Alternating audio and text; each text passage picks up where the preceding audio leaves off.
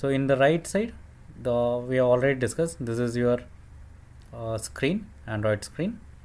And when we are executing the function, executing the Android program, we can execute it very simple. So the procedure for execution is we can directly go here and we can click on the green button. So when we click on this run button, it will be opening a new window.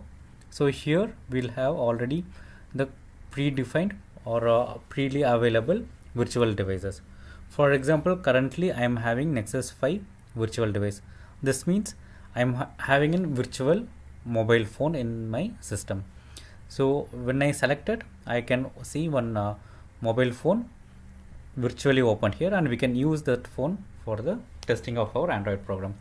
So in case if you are not having any virtual devices listed here, then we have to create one new virtual device. For this one, we have to click on this button, create new virtual device button, and on the next window we have to select phone as in the category. And on the right side we'll have multiple options like Pixel, XL, and Pixel 2, Pixel, Nexus. And also we can see the size, how much is the inches. This is 5.5 inches, this is 5.9 inches, and this is 5.0 inches. And also in the next column we can see what is the resolution of each type. So we can select any of the available option, and we can click on the next button. So when we click on the next button here, we can see what and all the corresponding releases available.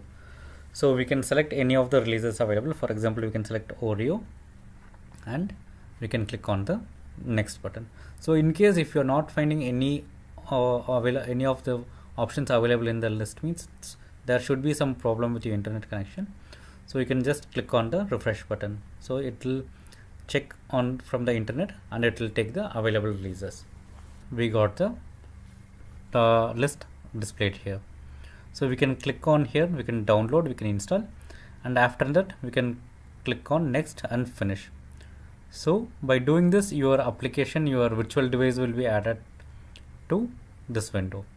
So once your virtual device is available, we can click it and we can click on the OK button.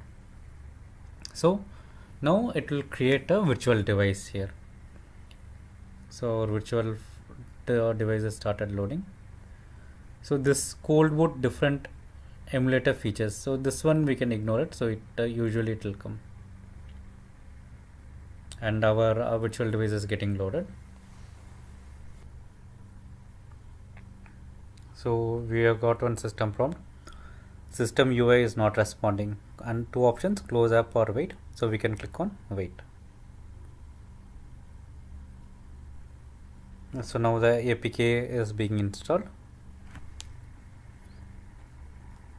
Now we got our welcome screen and our application is loaded. So here we can see hello world and hello world text which we have entered is being displayed. So this is a very simple project, my friends.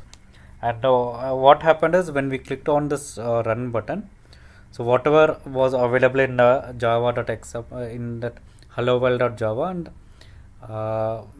hello world.xml, those are loaded into our Android device. So this is a very simple project where we just display the text from our file.